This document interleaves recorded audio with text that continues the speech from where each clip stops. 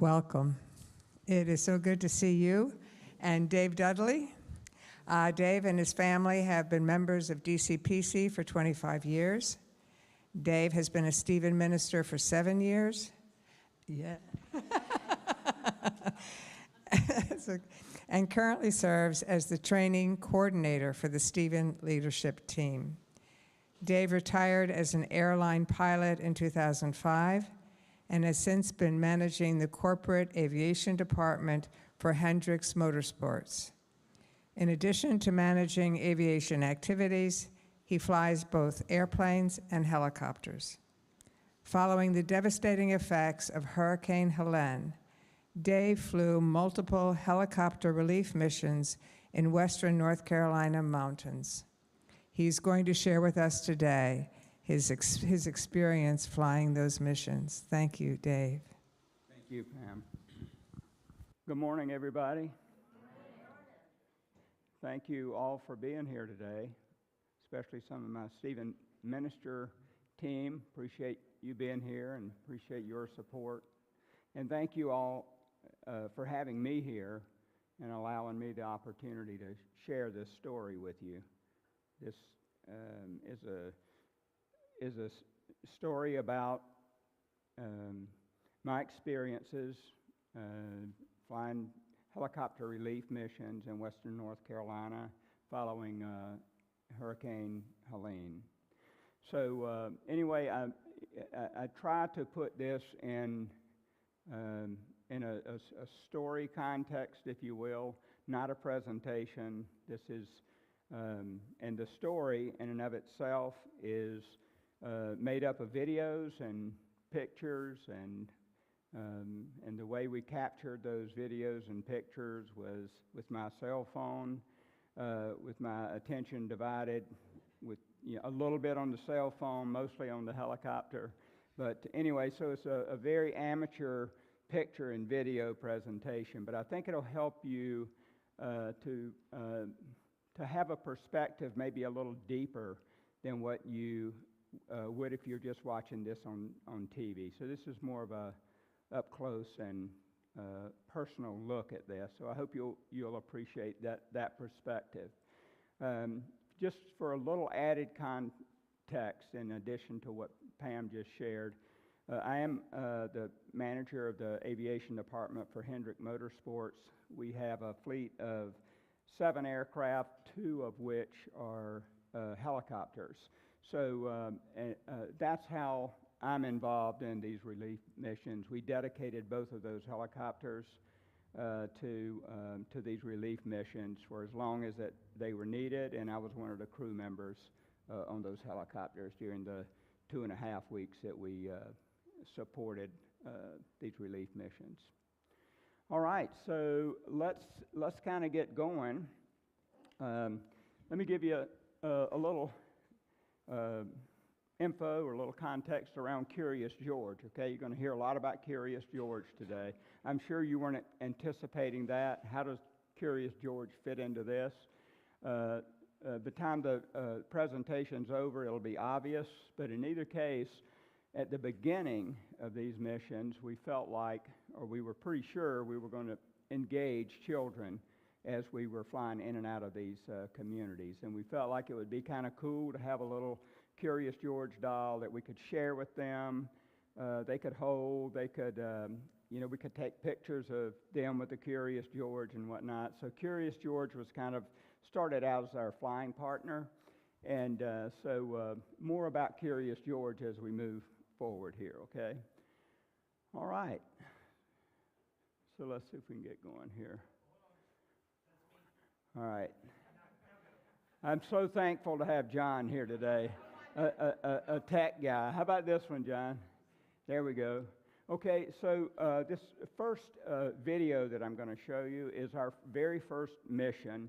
And at the time, we thought it might be our only mission because we really didn't know at the time how or what the scope of the damage was in the mountains. So we thought this just might be a one-off. This is one day after the hurricane. We got a call from a friend of Mr. Hendrick's, whose wife was stuck up in Lake Lure at their home.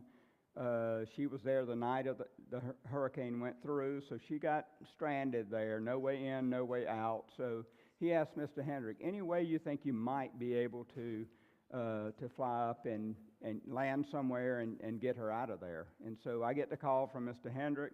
He gives me the story. I got the address of the house. We convert that into latitude, longitude coordinates, plug that into helicopter navigation system, and off we go. So this is a video of us landing in Lake Lure. Gives you some perspective of how different it is, how different these missions are, and the risk, the hazards around this type of operation versus what we do every day, landing at airports and improved helipads and whatnot. So this is a much different view. So let's take a look at this.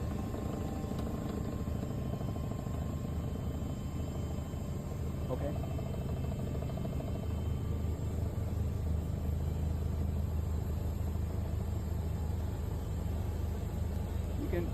You can see a little bit of the lake here. It looks very murky. A little further up the lake, the debris was just unbelievable, covering the whole lake. So we're circling over this community right now. The last communications this lady had with her husband, she says, I'm going to call Rick Hendrick and see if he will let us use his helicopter. Click. And that was it. So we flew over the house to alert her. She knew a helicopter might be coming. And so we flew over the house just so she could hear the helicopter. We did an orbit around the community, and we found this cul-de-sac right here. We thought, okay, that's our only option. It's that or land far away and walk to get her. We're approaching very slowly, just like we do at all of these landing zones, just to give ourselves an out. If we see something we don't like, if we see debris coming up, it gives us time to abort the landing and get out of there. So this one worked out pretty good. A lot of debris behind the helicopter, but it was pretty stable. And if you look down the road at the front of the helicopter, you can see her, or you might be able to see her, coming out of her driveway. So she was ready to roll, believe me. All right, so we got over top of this cul-de-sac. We just came straight down, got into the area, pretty close to the trees, but these were just kind of leafy limbs, nothing major. If we'd have clipped one of those, no big deal.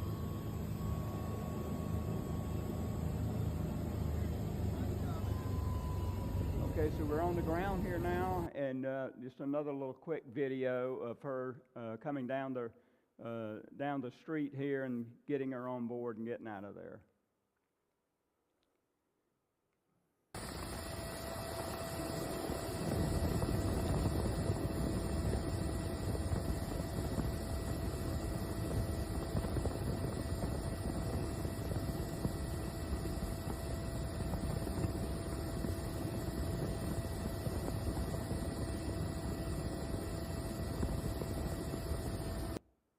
All right. Hey, what day was that? That was the first day after the hurricane went through. It was late that afternoon. The other concern we had was being able to get in there before dark and get her out. After dark, we'd have had no option. We've got a searchlight, but that wouldn't have been enough. All right, so we get back from this little mission up at Lake Lure, and we think that, hey, this might be it. You know, we have had no other request. So my phone rings, and it is Samaritan's Purse up in Boone. So Samaritan's Purse had been putting together, or had begun putting together, a master plan for relief efforts up in the mountains. I don't know how much you know about Samaritan's Purse, but they are very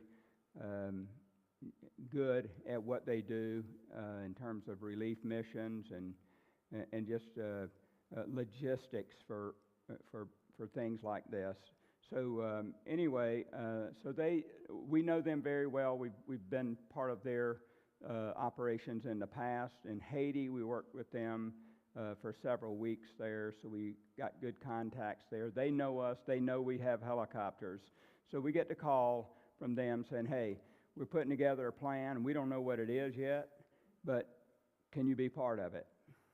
I call Mr. Hendrick, say, hey, I need the 2 helicopters indefinitely. And he says, absolutely, just go help them, do whatever we can to help them. So next morning, we head up to Boone, where Samaritan's Purse operations located, just to get a briefing to find out, hey, what are we going to do? When are we going to do it? So we just hey, surely we're going to do something today with these helicopters. So we go up there prepared to start flying missions when we get there and when we get briefed up.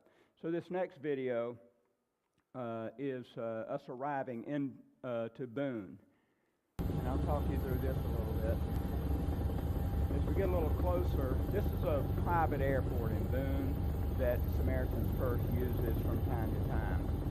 And in this case, they were going to use a couple of these hangars to store supplies that were coming in, and that was going to be a distribution point. It looks like nothing going on right now, but it's because it's so soon after the hurricane.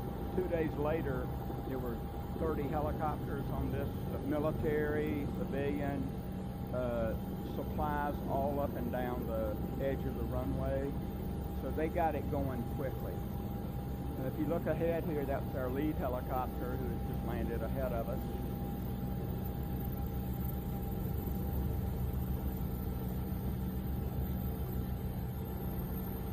I'll show you.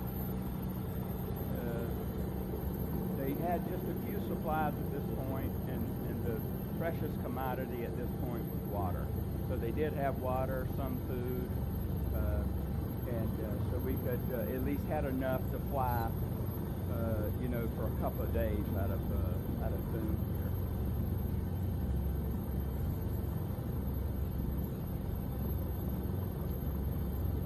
I'm sorry, Mary.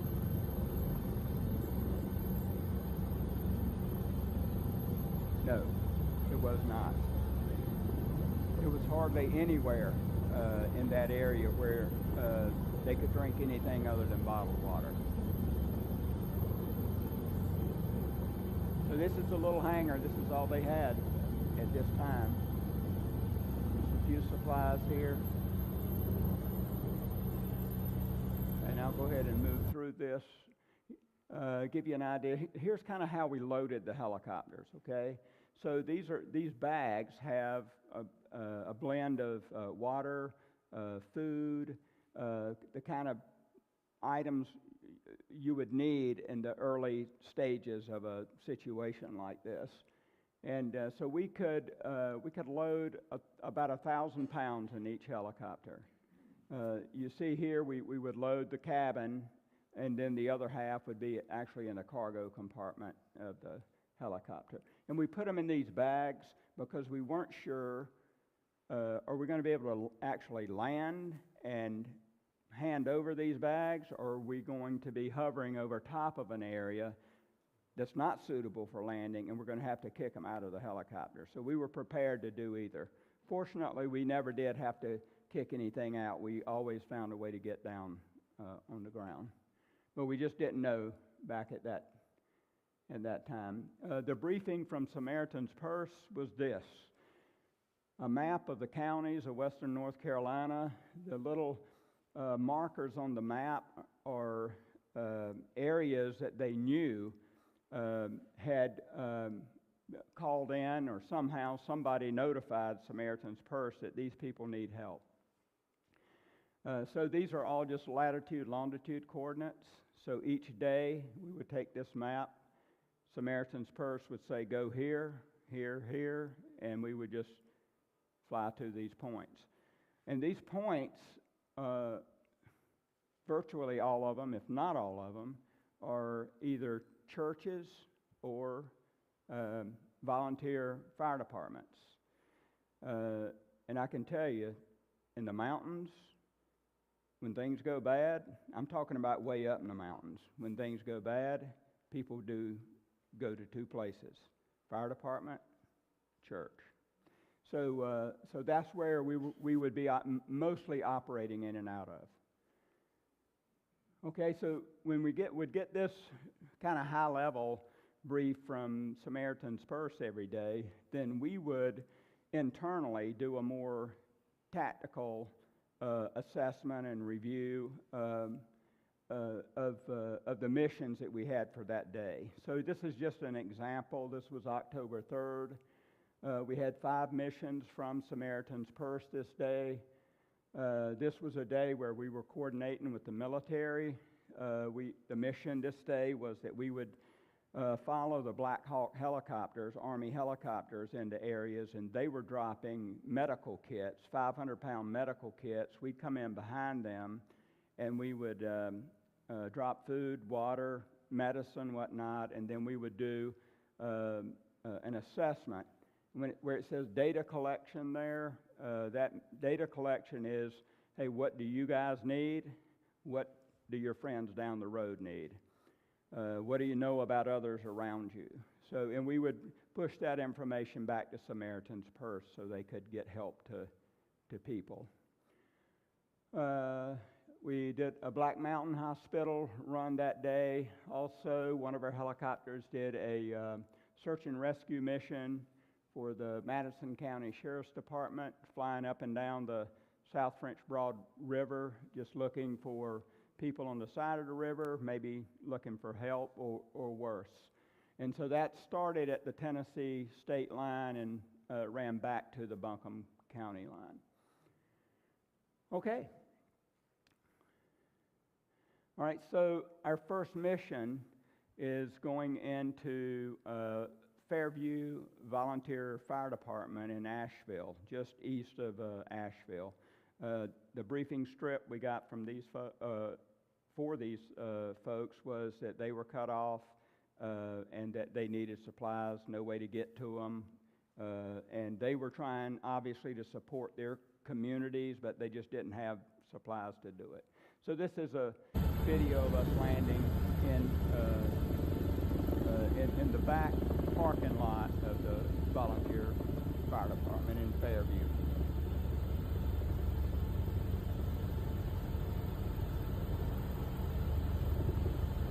We'd already done a high-level reconnaissance loop around the area, and now we're happy that everything looks good. So we're going to go ahead and roll in here in just a second. You'll see the area that we're landing.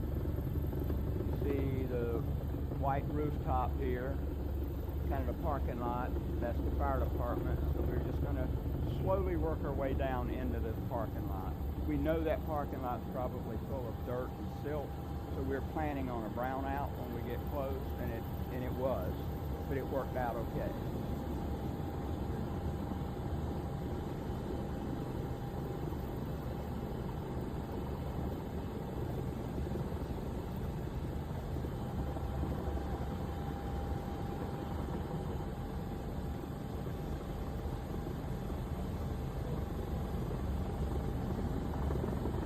Comes. And right about here we're thinking, I'm not sure, and then all of a sudden it opens up and we continue for the landing here. All right, so that's the perspective from our view coming down. I think I may have a video here if we were able to get this working correctly. Someone from the ground, same location here, videoed this, and so here's a ground level view of this same landing. I can tell you while you're walking through this valley. I think this was somebody from the fire department here that videoed this and put it on their Facebook site. So that's why you're hearing a little bit of music with this. This was just cut from that much larger video.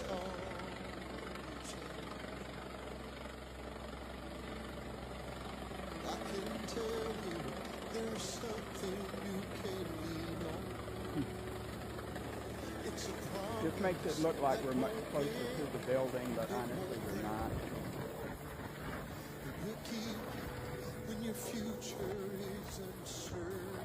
Or maybe we are.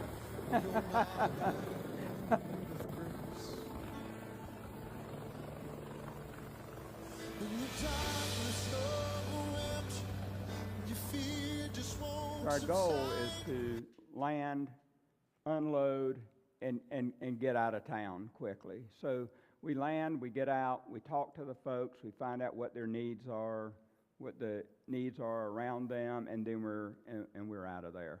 So like in this video, were you the first rescuers that? Yes, yes, absolutely. Repeat the questions?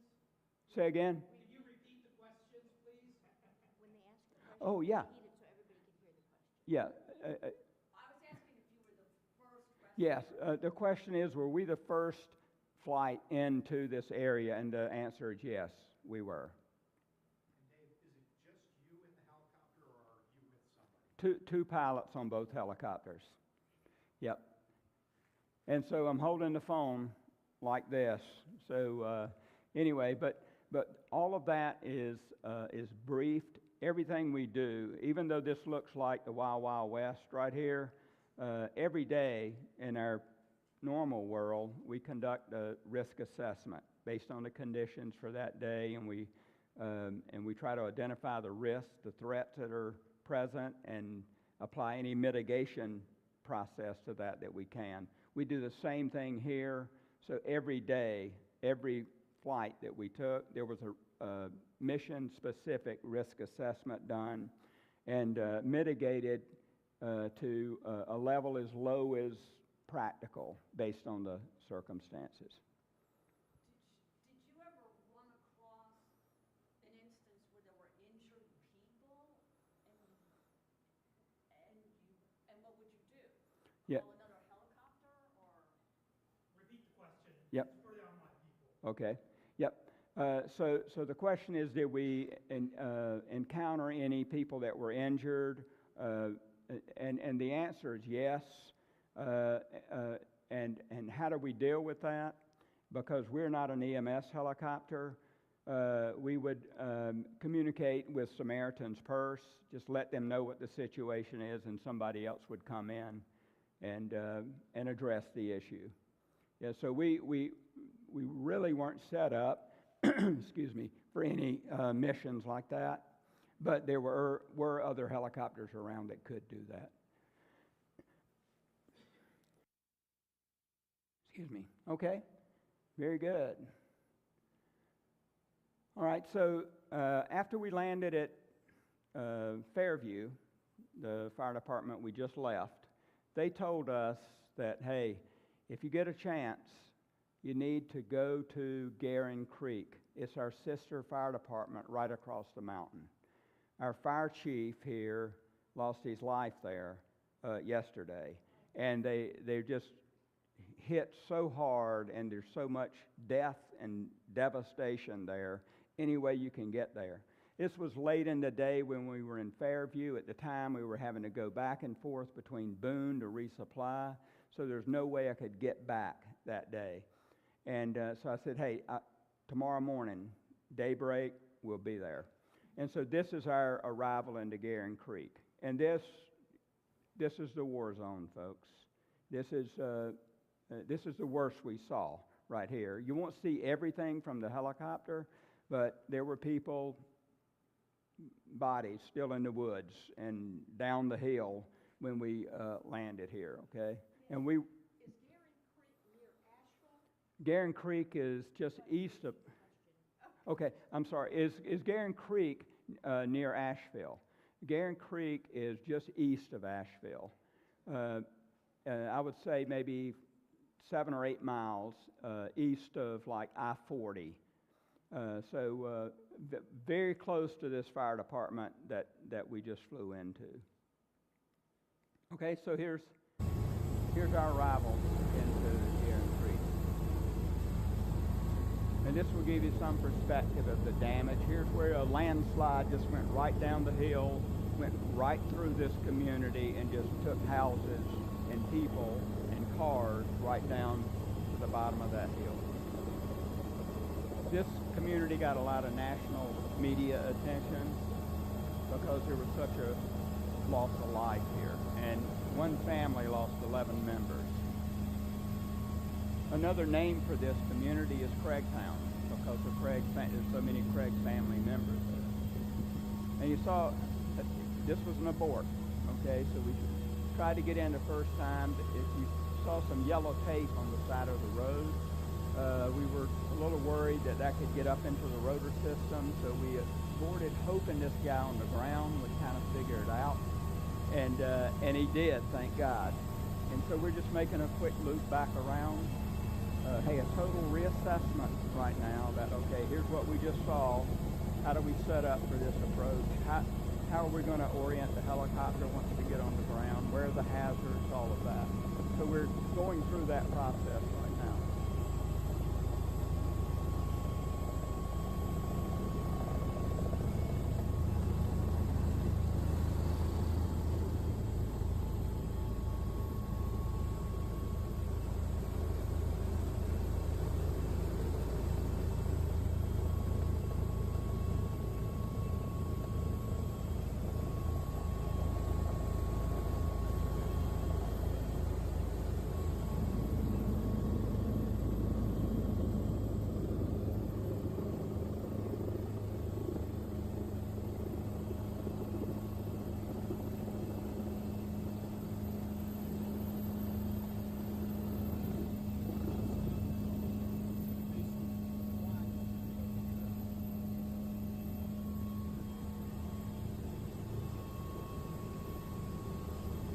Briefing script we got coincidentally the next morning from Samaritan's Purse was to go here. And the briefing script said that, hey, these people are cut off, a lot of damage, reports of 60 bodies in that area and others that were missing. So this was a bad situation here. All right, so we get on the ground here, we get an assessment, and we report back to Samaritan's Purse, and it wasn't long, and I mean not long at all, before we had other helicopters there and a lot more support coming in. Here, this is a little short video of us back in, and this is Samaritan's Purse helicopter. This is a chartered helicopter out of Virginia. If you'll look overhead, you'll see that another helicopter orbiting, waiting for us to vacate the area so they can land. So we got a lot of attention there quickly. I'm going to run quickly through a few pictures here. This is the where we just landed here, so this will give you some perspective of the damage around the helicopter in this area. And I told you the fire chief from Fairview lost his life. In this area, the house on the top right is Tony Garrison's house. He was the fire chief. And Tony, let me slide forward. This house slid down the mountain here. Tony left his house, came to this house, tried to help these folks, and he lost his life in that process. The family in the house survived, but Tony did not. Just a few more shots. This type of vehicle here, what they call a side-by-side, those were so valuable. That's where our supplies went when they came off the helicopter onto these type vehicles. And they were able to get supplies out to the community where bigger vehicles weren't able to. A couple more.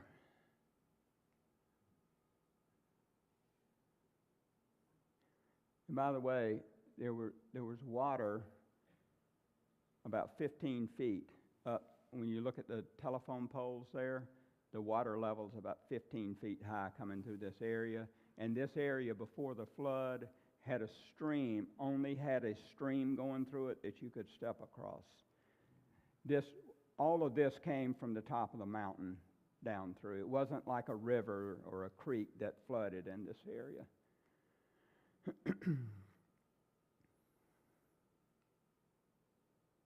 Okay, here's this next video is we were landing at a high school in Asheville, landed on a soccer field where the Buncombe County Emergency Management Services had a drop point and a distribution point. So we were taking a load of water and food and I think some medicine into this area. And compared to what you've seen up to this video, this looks like a very vanilla landing right now, okay? Very, very simple. And it's also a good perspective on how some areas were just pummeled and some areas were not. Some areas had, looked like they did the day before the hurricane.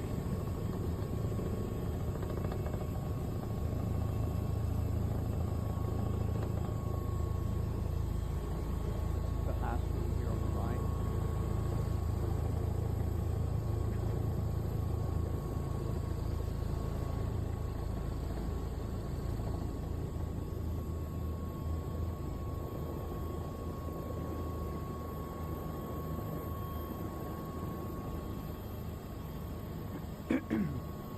So the really cool thing for me about landing at this site is that this is the high school that I graduated from in 1971. So this, you can see why this is kind of personal to me. The Fairview fire departments that we just showed you are 3 or 4 miles from this high school. So this is my old stomping grounds here. So that was cool to kind of get back in there. After 3 or 4 days of flying missions, kind of back and forth between the mountains, Boone to get resupplied and come back, we felt it was so inefficient doing that. We decided, hey, we're going to rent a truck in Concord. We're going to load it with supplies, and we're going to find a place to park that truck where we don't have to go back. So this truck we parked about on the side of the road in a field about 3 miles north of the Asheville airport. So from this point on, this was our pickup point. We had people that were staffing this truck and loading our supplies, and so we just within minutes we could get in, get loaded up, and right back out into the communities, which really helped us to pick up the pace here. So that worked great. Okay, this is an area we landed to drop supplies. It's called Clearmont. Does anybody know where Clearmont, North Carolina is? Neither did we. I'm telling you, this is not downtown Asheville we were operating from, folks. These are mountain folks here. And this is a good example of the type of folks that we encountered out in the, or up in the mountains. Just good people. I can tell you they did not take one single thing that they did not need. Question from every one of them every single time right away is, hey, we only need this, but we know somebody down here that could really use that, or maybe you guys know somebody that can use that, but we're good right now. This is all we need. So anyway, a quick story here, kind of a unique story, is the lady in the middle there with the T-shirt that says Cougar on it. So when we were getting ready to leave, she walked up to the helicopter and she says, hey, I know this is a strange request, but is there, all the young children around here have never had anything but goat milk. And so any chance you could get some maybe goat milk formula or something? I'd never heard of it, but in either case, I said, we'll try. And I said, if we can, I'll be back tomorrow morning. So call back to our admin folks at Hendrick and said, hey, see if you can find me some goat milk formula. And it took a long time. It's not easy to find, but they did find it. And the next morning, back here with a big box of goat milk formula. And I think we did a couple of other runs as the days went ahead. And by the way, if you're looking for goat milk formula, then this is what it looks like, okay? All right, good deal. All right, so Curious George gets in the game here, okay?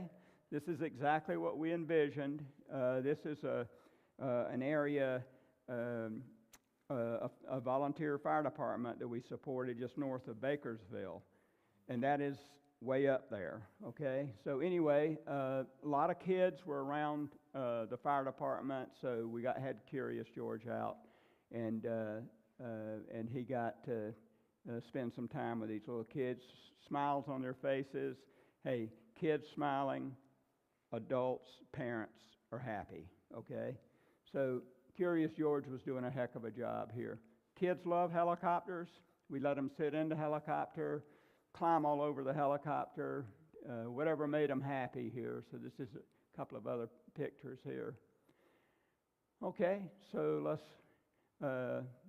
fast forward here. This next mission was a little bit unique. This was a search and rescue mission. So we were to start in Spruce Pine, follow the North Toe River. I'm not sure you've ever heard of that, but I hadn't. But anyway, it's a long, windy river that goes from Spruce Pine all the way to the Tennessee line. So we were doing a search and rescue along that river, which is a narrow, windy river, so it was going to take a long time to do it. And so we only had enough, we had to load fuel that day. We didn't have the weight capacity for any supplies. So anyway, so we run that mission up the North Toe, get to the Tennessee line, turn around, and Samaritan's Purse said, hey, there might be a church on the side of that river that hasn't been reached yet. And that was the Big Creek Free Will Baptist Church. And so we got the coordinates for that. So on the way back, we said, yeah, we'll see if we can find them. We did. And a lot more kids here. Curious George got some more action here. Here's where the Curious George idea backfired on us, okay? Because as you can see, the little girl in the middle there has got a death grip on Curious George. Not really happy about taking the picture and giving Curious George back. Okay, she's struggling with that concept, and so she. So bottom line is this: we just thought, hey, look, there's a flaw in this plan, and that is we can't take these dolls back. We got to give them to them to keep. So anyway, so Lizzie, the little girl holding the helicopter, guess what? I call Laura and say, hey, your Curious George has got a new home. So we had to let Curious George go with Lizzie that day. And that started Operation Curious George.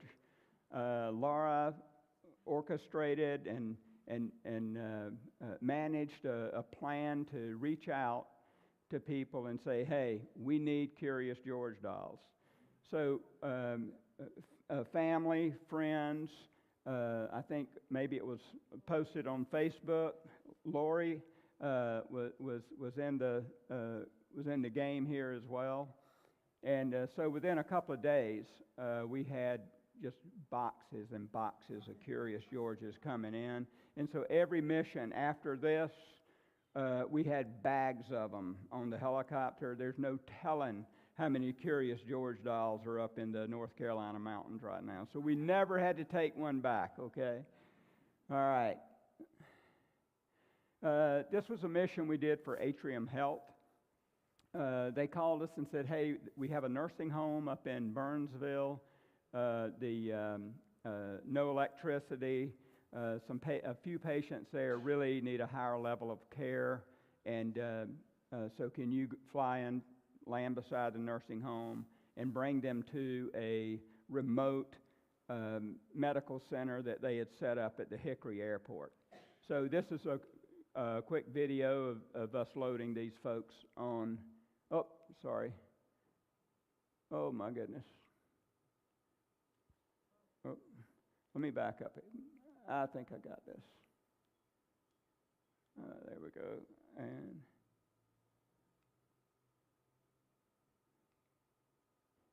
John, that's not playing for some reason.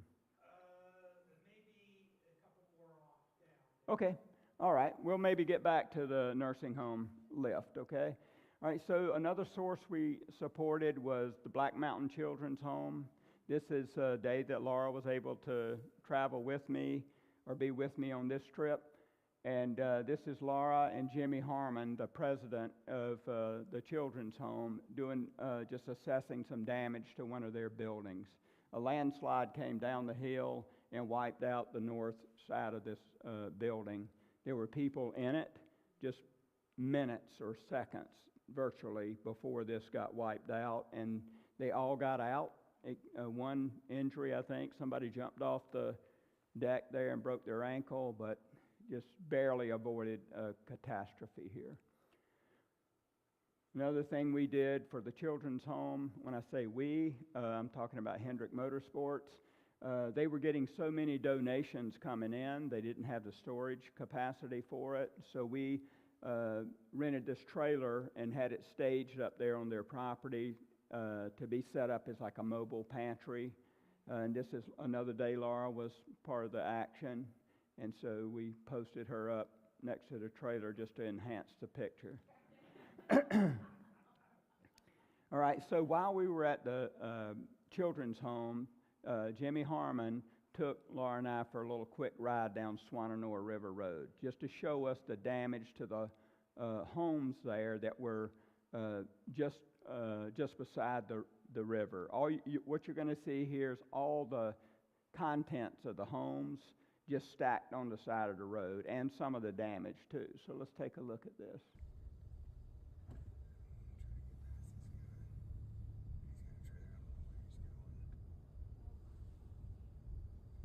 And see, so I'll tell you the story. I'll tell it to you now, but I'll show you where it took place. So in our courtyard, in the houses, so during Wild Tea on last Tuesday, Dan said, Jimmy, I think the kids, Dan's our recreation coordinator, he said, I think the kids need to hear from you. This is not far from Montreat, right here. He said, they're anxious, they're kind of heightened, like, they need to hear from you. Question is, had they cleared the roads? Oh, who did? It's a combination. Some were like utility services. Others were individuals from the communities out there with tractors and whatever they had to clear the roads. Chainsaws to, clear trees from the roads. So it was not a lot of order there, to be honest with you. What it really was a lot of good people working together and making it happen, sharing resources and helping each other. Okay, so one day on my way home, I saw a rainbow, and I said, wow, after a long day of looking at things that are all torn up, here's a rainbow. We were passing just south of a shower here, and so we saw this rainbow, and we tried to fly through it, and I thought, let's get a picture of this. So it's not all gloom and doom. And then this next picture here, got a call from Laura one day, and she said, the same day as the rainbow, said, hey, can you fly over Casey, our daughter's house, on the way back home tonight? And I said, sure, it's on the way. It's right on the west side of Lake Norman. So we flew over Casey's house, and so she took paper plates and made a heart and a HMS, Hendrick Motor Sports. And that's Casey and Adam in the backyard with their kids. Casey's holding Henry Hank, who just got baptized here a few weeks ago. Anyway, so, all right, so let's fast forward here to December, okay? We're kind of winding down the missions now, or at least the air phase of the missions. And so we picked out like 5 families that we knew from our engagement with them that had lost everything. When I say everything, I mean their house, their car, and they barely got out of their house alive. Okay, so they have nothing.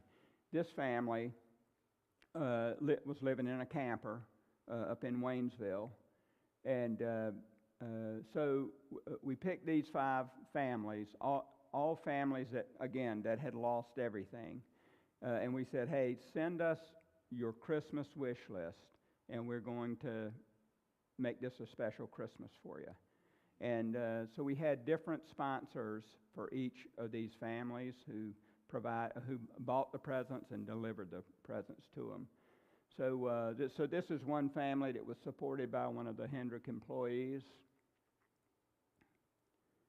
Here's another family from the Garing Creek area that lost their home. The 4 kids on the left, another Hendrick employee sponsored them.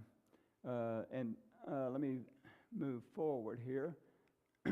And this is Trinity. This little girl lost their home when the power came back on, and the power surge started a fire in the home. And so they lost everything. including their pets. Yep. So anyway, we felt like Trinity was and her family were great candidates, and the person who sponsored Trinity was a kind lady from Wisconsin. She turns 90 this summer. And what I didn't tell you was Trinity is a big softball player. She's a softball player at Reynolds High School, the high school where we landed a while ago. And so this nice older lady in Wisconsin also has a passion for softball because she played softball when she was younger. And this is a picture of Barb when she was 9 years old. And Laura, do you want to tell everybody who this is? She still keeps in touch with Trinity. They write back and forth, they text back and forth, and she still helps her out. Okay, folks, we're back home now. So that's a sampling of what we experienced during the missions from late September of 24 through about October 20th of 24. From an airlift perspective, and then we went kind of to a ground mission, just taking things up on trucks once they were able to get to these communities by roads. So at this point, I'm not sure how much time we have left, but I'm happy to answer any questions that you might have. If you have well, thank you. Yes. Thanks, Dave. On behalf of my brother and sister-in-law who lived on top of a mountain in Black Mountain, Laurel Ridge, they were stranded for 5 days, and I just visited them, saw the makeshift helicopter pad on top of the mountain for the helicopters, whether it was you or somebody, but they came. The mules came, World Kitchen came, and so, but they couldn't get out for 5 days. So, but thank you for. Yes. Well, I accept that thanks on behalf of a lot of people who worked with me and supported me, and that is such a typical story, and that honestly is a good example of how valuable helicopters were in this relief effort. And I'm sorry. Go ahead. I was just going to say, Swannanoa isn't that much better now. I mean, we drove through there the other day, and it is flattened. Few things are, I mean, it's just muddy and flattened. It's very sad. That's what we see too, and I'm in contact with some of the folks that we supported up there. Called one last week just to ask, hey, how are things going? It was the mother of one of those children in the videos. Just said, hey, how are things going? And she said, hey, all I can say is it'll never be the same. So I think things are moving very slowly in terms of the recovery and rebuilding of that area.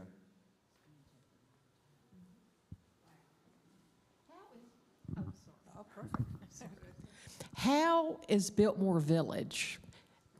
Was it flooded, and has it come back, or?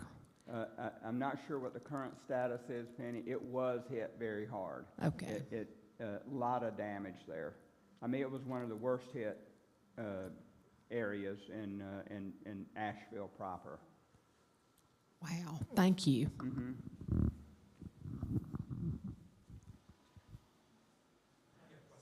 I have a question too.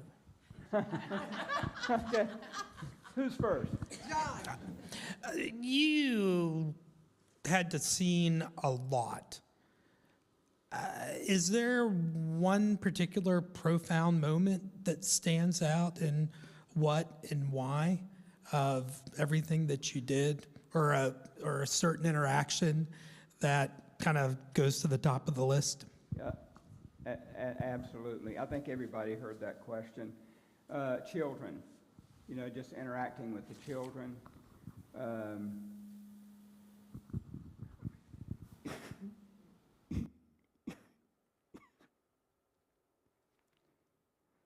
Sorry, I knew this was going to happen. I went through those, a few of those slides rather quickly because, you know, when you start thinking about what those children have seen. It's like Laura said one day. She says, "I promise you," and you could see these children weren't necessarily clean and well kept. Okay, they had not been they had been sleeping in way worse than camping conditions. So I would say that that's the thing that just tugs and tugs and tugs at you. And there were scenes that were much less happy than the little girls holding the dolls. So I'd say that's it, John. I mean, all of it is sad, to be honest with you, but there's something unique when you see it touching the children, and you wonder, not, hey, they're going to recover physically. What's the long-term effects of the fear that they experience? So, yep. Yes, sir. Do you think Lake Lure will recover? Gonna use this, use that. The question is, will Lake Lure recover? I would say yes, but I would say a long time from now.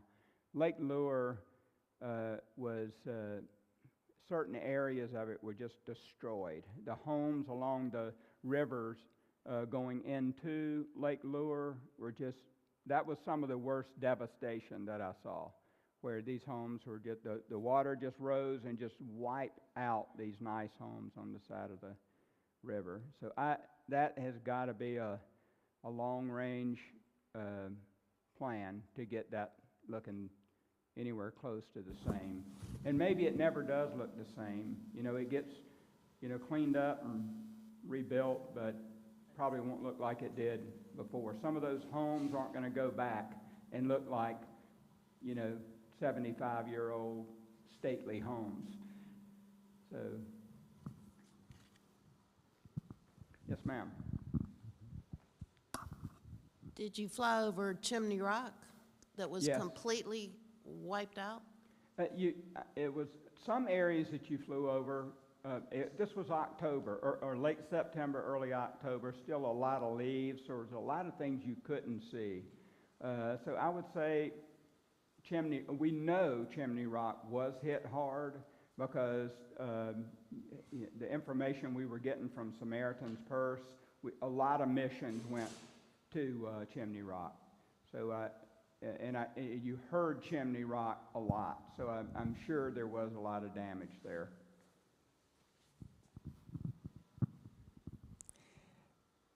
You talked about never being able to forget the children. And I was struck during your presentation that you started out with helicopters, and then you went to trucks, and then goat formula, and then Curious George, and then Christmas gift lists. And I'm struck by the creative flexibility that you had and the kindness and compassion. Can you talk about what that whole process was like and what drove you, and as you look back on the difference that you made, how you feel now about what you all did? Well, great question. I think you always, when you look back, you always see things that you maybe could do better. And I would say overall, under the circumstances, that we absolutely did the best we could. I think we did a lot of things, or we used a lot of creativity to make things happen. If we were to debrief, I don't know that there would be many things that we could have done differently. Hey, I would have taken more Curious George dolls right out of the gate. But otherwise, no, I don't think there was much different that we could do under the circumstances. I wish we could have done more. That's that always weighs on you a little bit. But otherwise, we tried to cover every base that we could with the resources that we had, and one of the reasons we were able to do what we were able to do was because of the resources that we did have, the heart and soul of the organization that I work for, all the people who just, hey, not flying helicopters. You know, I just happen to be in a unique situation, but that's just a part of it. My God, so many people packing boxes of food. I mean, you name it. Just so many people that pitched in and did grunt work, you know, to make all of this happen. It was very inspiring to see that. I'll tell you one other thing real quickly too, that you can take comfort in, and that is, look, there no politics in this, okay? This I didn't hear anybody talking about blue or red the whole time I was there. So I'm just saying that I take comfort in, and I think you should take comfort in, and that is when people have a cause, a purpose, they come together. People are good. They just do. When there's nothing petty to fight over, and you give them a real purpose, they lean in, and that to me was comforting to know that, hey, we haven't lost the soul of this nation. We just sometimes don't have the right cause or purpose to bring out the best in ourselves. Wow, what a message. I thank you. Well,